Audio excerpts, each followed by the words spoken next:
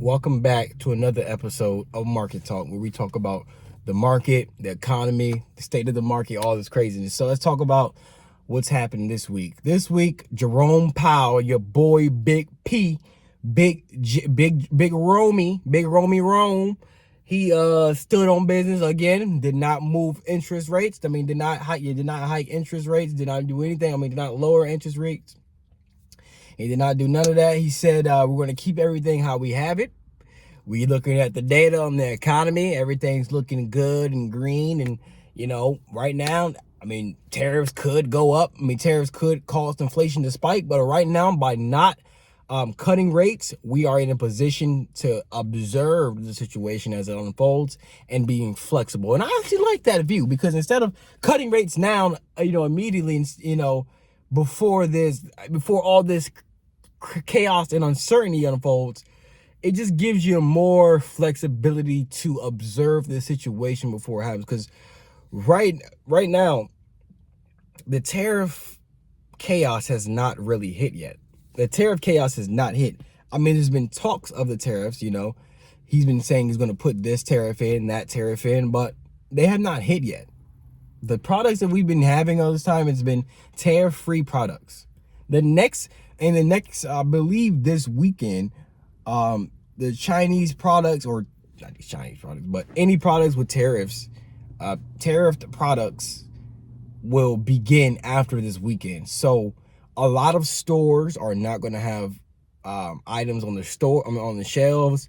There's going to be a lot of shortages, because a lot of stores and businesses are not able to get their supplies from China. There's a 145% tariff on China right now. And starting after this weekend, all those tariffed goods are going to be coming over here, or not coming over here, which would lead to that shortage in supply. So there's going to be a shortage of some stuff. Walmart said they probably not going to have stuff on the shelves. This is going to be crazy. So right now, Jerome Powell, he's just monitoring the situation. And I think that's honestly a pretty good thing to be doing right now. Now, Trump and Jerome Powell, Trump is about to try to fire Jerome Powell. He's legally not allowed to do that, but he's going to try to fire him, because once he gets rid of Jerome Powell, if he gets someone inside of the Federal Reserve who's under his boot and he can control interest rates at his will, bro, things are starting to get a little scary, because how in the world does Donald Trump, he like everybody, he's basically a dictator right now. He's doing whatever he wants. He's firing people. He's getting rid of people. If he gets rid of Jerome Powell, now listen, the Federal Reserve is not a part of the government. So if that's a third party agency, that's a separate agency. That's his own thing. Entity. It's his own entity. That's the word, entity. If he's able to cross that line and stop, because the Federal Reserve is the only thing that's keeping him in check at this point. Like, he's talking about cut interest rates. Bro, obviously that'll help the situation, but we shouldn't even need to be doing all that so quickly, because of the crazy stuff you got going on. The economy was already slowing. The economy was already cooling. It was already good.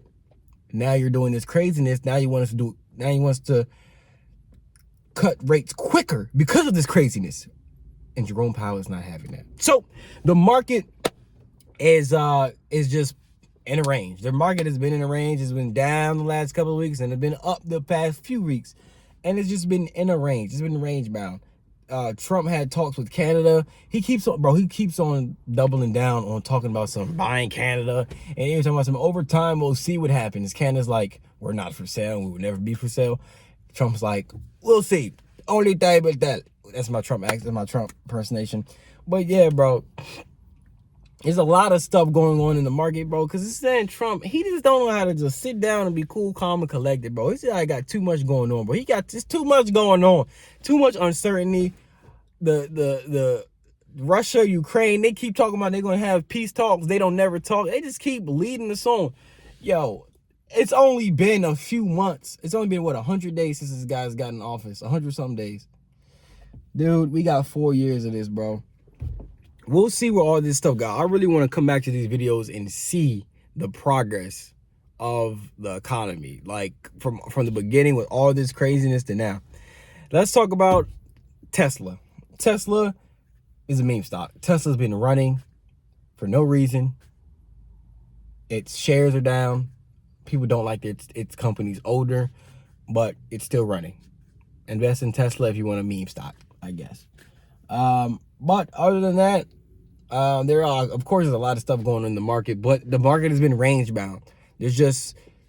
We're expecting, we will see what happens to the economy with these tariffs.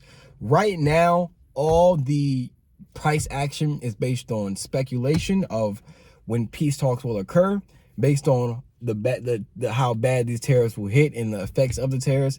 And the market is just guessing right now. We're not feeling the pain of tariffs right now, but we might in a couple months. We might in a couple weeks. Like I said, them tariffs probably is coming over here pretty soon, so we'll see how that happens.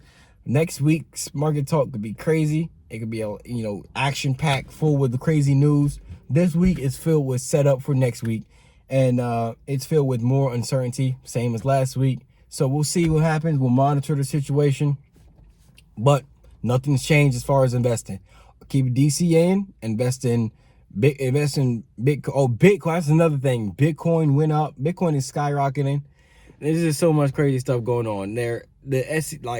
Federal government agencies are, literally advocating for Bitcoin and stuff now. And crypto, I heard banks and stuff are being allowed to buy crypto, which is not good. Which is good and not good. If it's good if you're in a decentralization camp, it's not good because they have more money than the average consumer. These entities have more money than the average consumer, so they're going to be able to buy up more of the Bitcoin. So what that means is that they're going to be able to control the price of Bitcoin. So Bitcoin is going to be mostly owned by banks, corporations, and the government, which is the complete opposite of what Bitcoin was made for. So we'll see how that goes. Other than that, today, the market finished a little higher. So we'll see how things go. We'll monitor the situation, like I said. Other than that, man, keep investing, stay locked in, and I'll talk to you next time on the next market talk. Stay locked in.